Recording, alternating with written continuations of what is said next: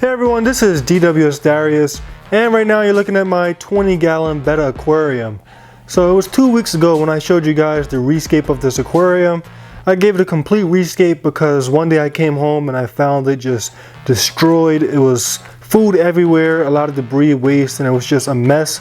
So I completely redid the tank, and today I want to give you guys a look at some creatures that I'm going to be adding to this aquarium in order to keep up with the maintenance.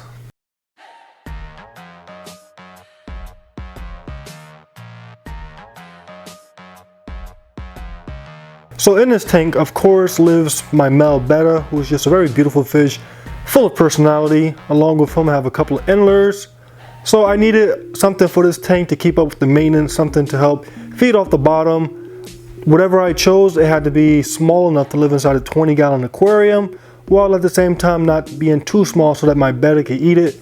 It needed to be peaceful because I don't want any problems for my Betta and tank mates because they are the main attractions of the aquarium. And most importantly, they had to be willing to eat any piece of food or debris that fell to the bottom of the tank. They had to be absolute scavengers. And the first thing that came to mind when I considered all this was dwarf crayfish.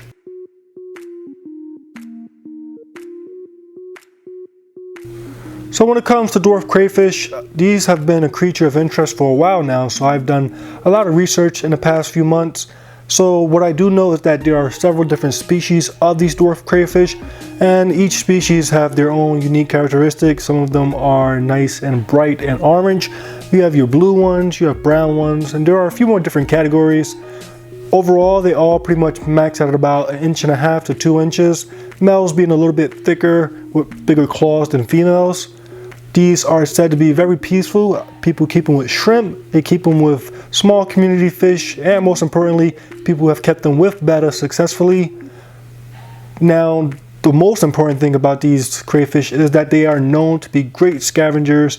They eat just about anything they can find, from uneaten fish foods to leaves, decaying leaves, and even fish poop if there's no other food available.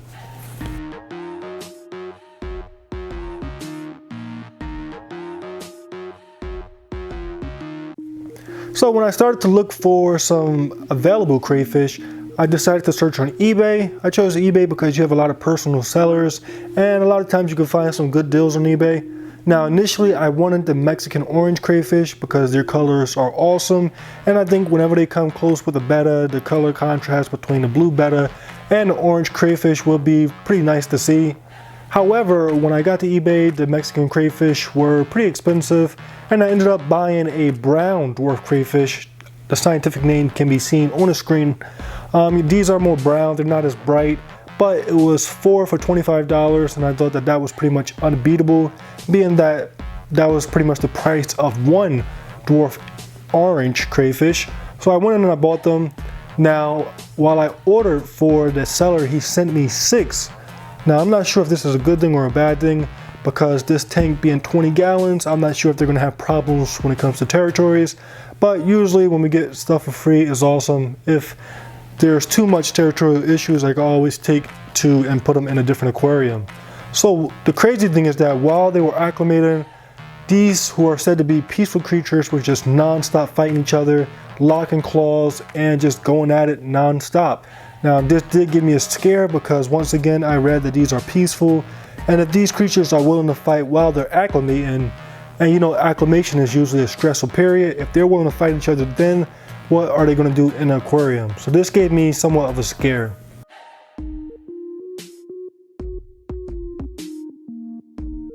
After about 15 minutes of drip acclimating, I started to add them to the aquarium, and they took my scare a little bit further when one of them went and immediately attacked one of my snails. Now once again, peaceful creatures, and as soon as I add him to the tank, he goes and he finds the snail and just immediately starts eating it.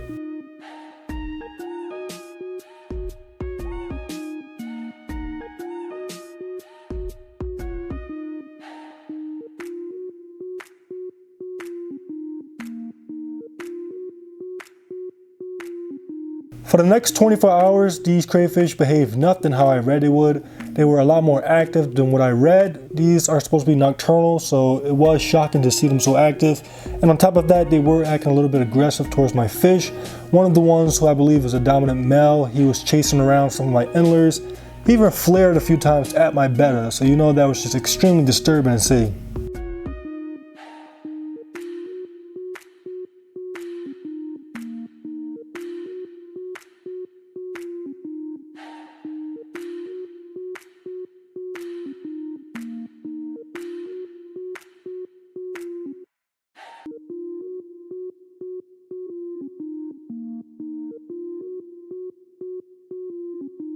So for the next following days, I just observed the tank very carefully, and finally after a week they started to act what I would call normal. Their activity level slowed down, which in my opinion was good because they had less encounters with the fish, and it looks like their aggression slowed down as well. Now I believe that they were initially aggressive because they were just in a new aquarium, and it wasn't so much aggression as far as just willingness to kill, but rather an aggression out of self-defense.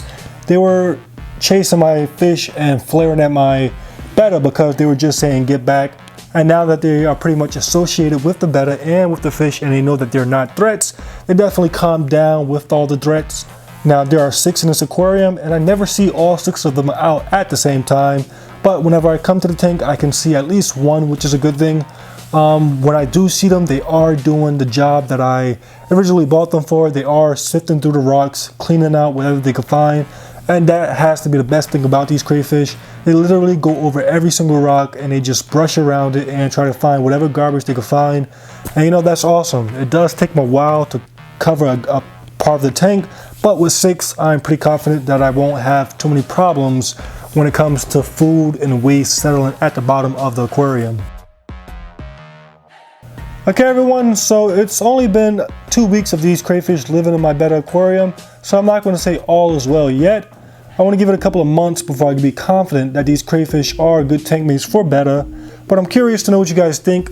Let me know what you guys think about these crayfish in the comment section below.